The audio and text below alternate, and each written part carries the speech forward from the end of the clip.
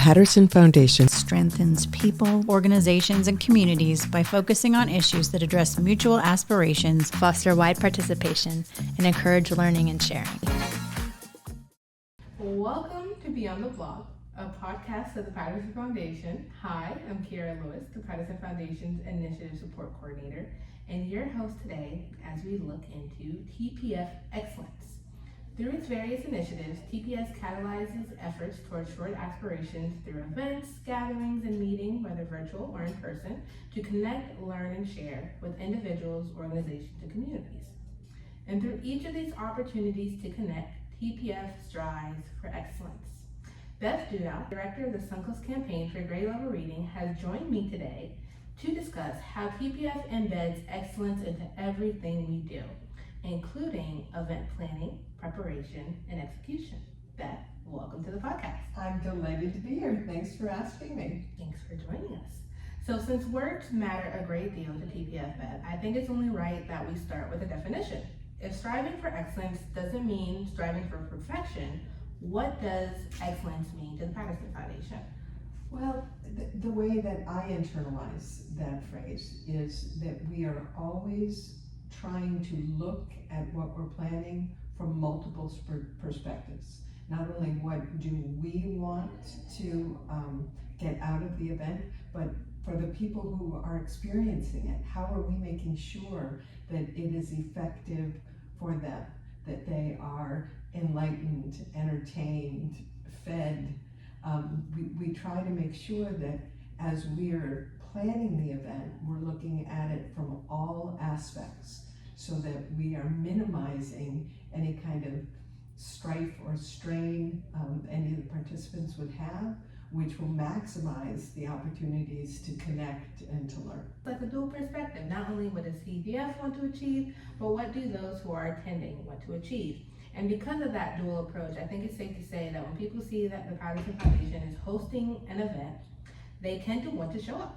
and that's because there's a standard of excellence that TPF has set, and people have come to know what to expect. They'll know, they'll learn a lot, they'll share, they'll connect, they will be fed, as you shared before. But a lot of times what people don't see is the planning, the preparation, and the execution that happened behind the scenes in order for them to come today and have a great time with us. And to illustrate the magic that happens behind the scenes, I'd like to take a deep dive into the Suncoast Remake Learning Days celebration breakfast that happened just a couple weeks ago. But for those who are listening who may not know what Suncoast Remake Learning Day is, please tell us a little bit more about it. I would love to. I'd love to share about Suncoast Remake Learning Days. So Suncoast Remake Learning Days is a 15-day learning festival that happens across 4 counties.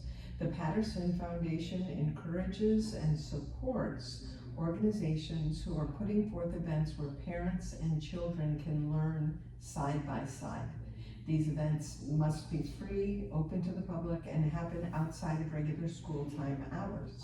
So in 2024, we had 304 events across 4 counties in 15 days, thanks to the partnership of 277 organizations that put forth these events and the over 3,600 people who attended the events. So we wanted to celebrate the success of 2024, and the way we chose to do that is by holding a celebration breakfast where we invited event hosts and partners to come to experience some of the look back on what our success has been, and then also dream how we can continue to evolve and grow in the future.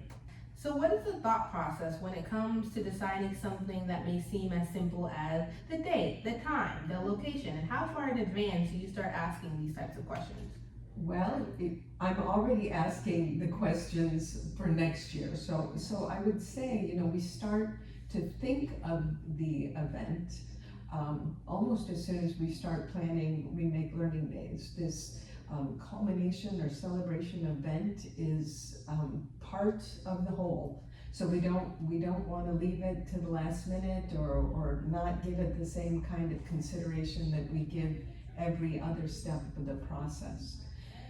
So when we're thinking about planning for that culmination event. Of course, everything leading up to it, making sure that we are being really good thought partners for our event hosts, and that we're giving them support throughout the entire planning and execution process. That relationship building that we do throughout the year is one of the things that makes people want to come to the event. They feel that they know us, they feel they've been on a journey with us, and I can say, because we've sent out surveys and have gotten feedback from people, they do feel like they're in partnership, and that the Patterson Foundation is taking care of the needs of the event hosts.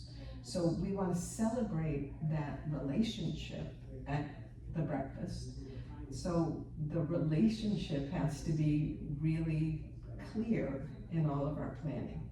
So we want it to be convenient for folks. We want to make sure that from the time they pull into the parking lot, they know where they're supposed to go, what the expectation is for the breakfast. We know that for many people, especially the introverts among us, going to a community breakfast can seem daunting. They might be afraid, I don't know anybody, or who will I sit with? So we strive to, the moment people walk in the door, that they feel welcome, that we're introducing them to other people. We have conversation starters and activities on the table, so no one has that feeling of, I don't know what to do, or I don't feel a part of this. Thank you for emphasizing the intentionality that goes into every aspect of the event, from the moment people park, from the moment they're at the event, even after when they're leaving. And I know, as amazing and fabulous as you are, I know you aren't doing this planning all alone. So how do you go about identifying the right people within TPF or SCGLR or even beyond to bring in to support this huge planning and preparing process? Well, you're absolutely right. It is a team effort. And as I'm thinking about who can help, we have wonderfully talented people who work with us on the Suncoast Campaign for grade level reading. And all of them have, their own mix of skills. And I'm looking for a mix of skills when we put together a committee or a group to help plan any one of our events. So I'm looking for people who are creative. I'm also looking for people who are detail-oriented. Often those two skills aren't in the same body. So bringing forth a team so that we can have wildly creative ideas, and then also have people who are thinking of the underpinnings for how those can go from an idea to a reality. So truly looking for a mix. We have some people who are very visual in their creations, and we tend to put them on tablescapes and table decorations. We have other people who have just crazy mad spreadsheet skills, and we put those folks on the team to make sure that all of our RSVP processes and our getting the name badges created, that all of that goes without a hitch. I don't know if you've ever had the experience of going somewhere and you have a name tag created for you and it's misspelled. That feels pretty bad.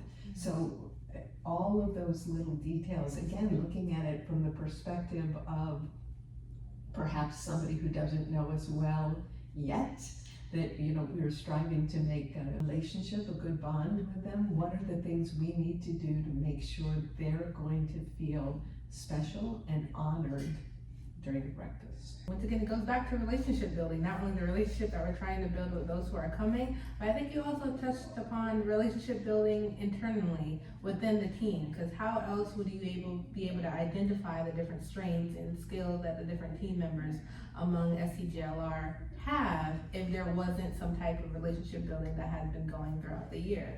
It's very important at all levels, the relationship, and I do think that that's what helps us for that event excellence. Good enough isn't good enough when you're talking about truly honoring people's contributions to this movement, whether it's the Campaign for Grade Level Reading or any one of the other initiatives that the Patterson Foundation puts forth.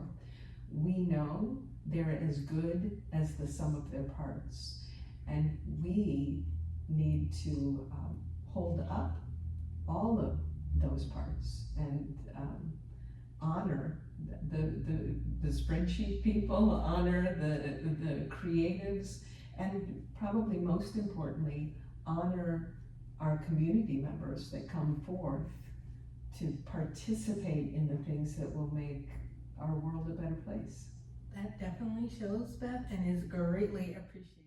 That's the end of part 1, but there's more. Let's take a sneak peek at part 2.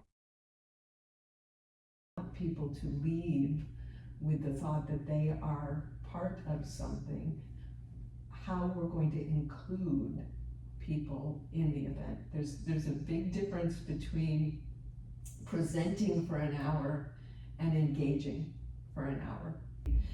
Implemented some interaction with the audience with a platform called Kahoot that was really fun to use, and it went really well. Tune in next time to hear more.